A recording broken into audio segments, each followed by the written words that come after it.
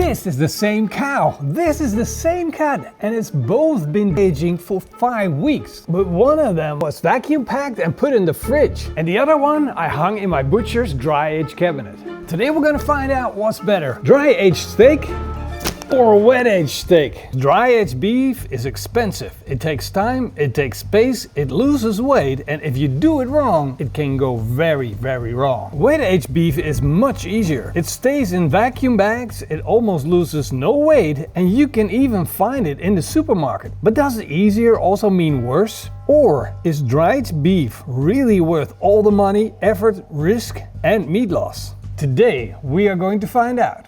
5 weeks ago we slaughtered our neighbor's cow, and that gives me a unique opportunity to do an honest experiment. Because most of the time these experiments are done with store-bought cuts and not actually of the same animal.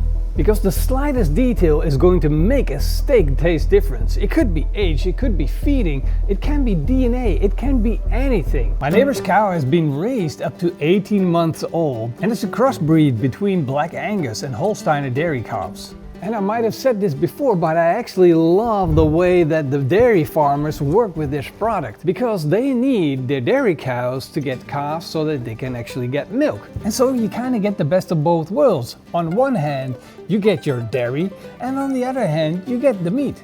It's the ultimate form of efficiency and sustainability. So once the cow was slaughtered, I went to my butcher, Gert-Jan van der Horst, and we cut it up together so that I can get specifically these two cuts.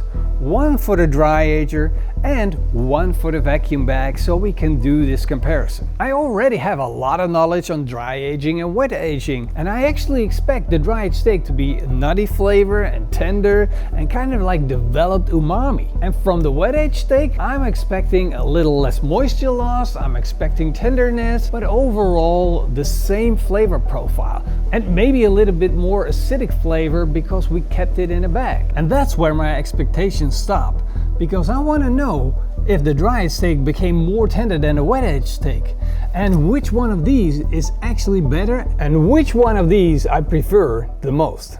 What is dry aging? Well, dry aging is when you take a piece of beef, put it in a dry aging cabinet, which is a conditioned environment, means cooling, antibacterial. That also means it has a ventilator and a UV light to kill the actual bacteria. And also very important, it controls the humidity. Then we are talking about dry aging conditions, and that piece of beef over time will decay without starting to rot. And without starting to rot is maybe the most important part, because nobody likes a rotten steak. I know, it all sounds very complicated, and that's why we have wet aging. Wet aging is the opposite of dry aging, and not only because it's dry versus wet, because it's also easy versus hard. Because with wet aging, all you have to do is put the beef in a bag, put it in the fridge, and then just wait. All the magic is going to happen by itself without you having to do anything and without the risk of failure. Now, of course, as long as you keep the temperatures way down. Not freezing, but just above freezing. And I think the idea behind this is so brilliant that I actually made a short form content video about it, telling you to buy the oldest beef in the store as long as it's well packed and kept at the right conditions. And that means just low temperatures. You can even go as far as to buy the oldest meat in the store and have better results than the freshest meat. So be on the lookout for that expiration sticker that gives you a nice big discount. So now that we actually know how dry aging and wet aging works, we kind of also get an understanding of the amount of effort that we put in with dry aging. It's not just the UV light, it's also the antibacterial activities, and it's also moisture control. Whereas with the wet aging, it's a lot simpler. All you have to do is pack the steak or the roast in a proper way, and the amount of effort that takes is so much lower that it kind of makes sense that a dry aged steak costs a lot more money than a wet aged steak. Another thing that is going to add up on the cost side is the risk. If you are dry aging and the dry aging goes bad, which means you're getting mold, moisture spots, it can happen every now and then, and it also means you're going to have to throw away those pieces of meat or cut them off, which means a lot more waste and therefore higher cost. And we cannot forget about the humidity loss. Just think about keeping meat in a bag like this. Where does the humidity go? Nowhere. It stays in the bag. But with a roast like this, well, you can control the humidity in the cabinet. But in the end, you're gonna lose moisture. So it's inevitable that you're going to lose some of the weight. And if we factor all that in, then can the dry aged steak still beat the wet aged steak? Because you're going to need a lot better flavor to make up for those extra costs. Of course, you can dry age for a lot longer, and the flavor will keep developing and the steak will become even more tender. But is it then still worth it, or are we just losing too much moisture? Hopefully for me, I hit the sweet spot and this steak is going to be the best it can be.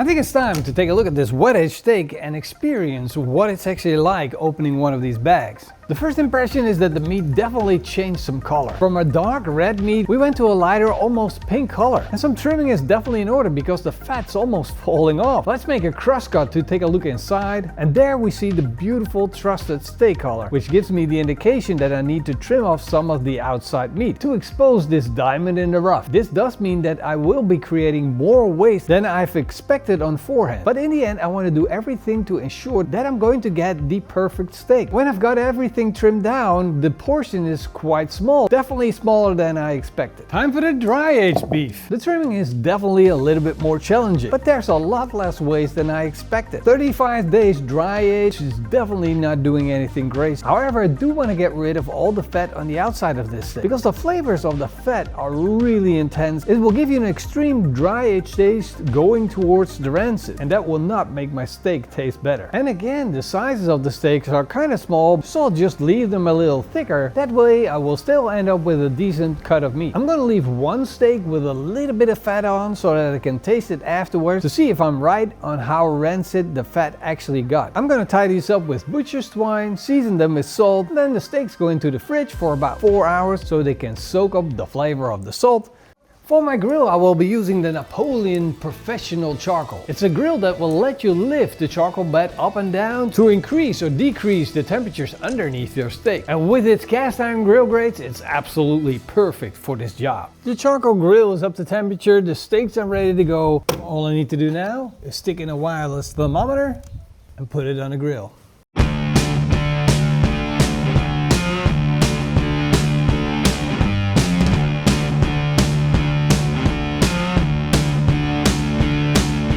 This is a wet aged steak. I think we got a beautiful Maillard effect with a nice crust and it looks really good. But the real question is, what does it look like on the inside and does it taste good?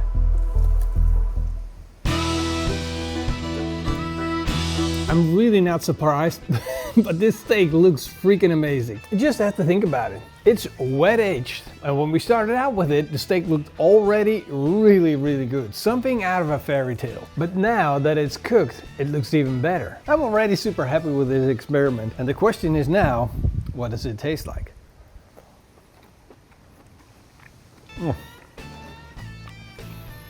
I can't start to explain how tender this is. It is super tender, insane tender. I'm not talking about regular tenderness, I'm talking about next level tenderness. So I must say that I was a little bit worried about the fat and how it would turn out. You know, it's a ribeye, you got the fat running through, and I am glad that I cut off so much to get that perfect steak, because now it's absolutely perfect. Now for the dry aged steak. How good is it in comparison? Is it worth all the extra effort? Let's find out.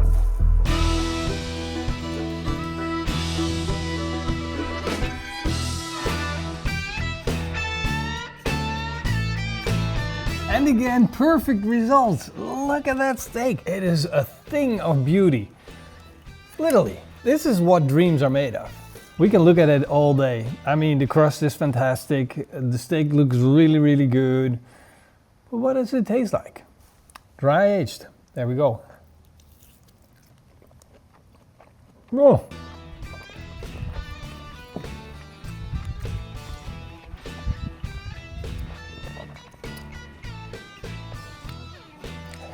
It is so good.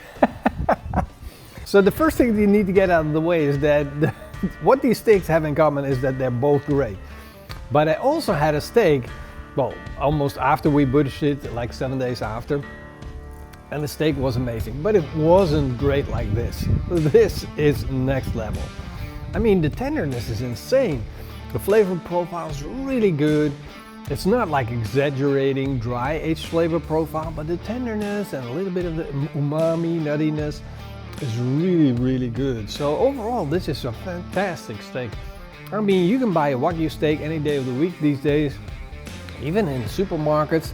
And I mean, seriously, nothing special about Wagyu anymore, but this, like dry age and effort and love and like going the extra mile, it just makes a steak so much better. It's so good, it's ridiculous. But now we really have to ask ourselves, which one is better? The dry aged or the wet aged? And if the dry aged is better, then is it worth all the extra effort? So one more taste test, right? Wet aged, real good. Dry aged. The outcome is not what I expected. I expected the dry aged steak to win by miles and be so much better. I'm a visual guy, you get that, right? So let's put it this way. The steak, 7 days after butchering, it was really, really good, like this. Then we wet aged it and it became like this, significantly better. And the dry aging effort is just a little bit better, like a little bit, like maybe 5% in the overall goodness of the steak. And if you think about that, is it then worth it dry aging a steak? That basically means we're unlocking something here. If we're just going to the supermarket and we're buying the oldest steak that we can find, and preferably for a discount, we're golden. Don't worry about dry aging. Forget about it. Oh my God. I'm gonna find the dog and I'm gonna see if we can have her do a taste test and which one she prefers. Wet aged, dry aged. Okay, there we go. Wet aged, dry aged. Which one? Could be interesting.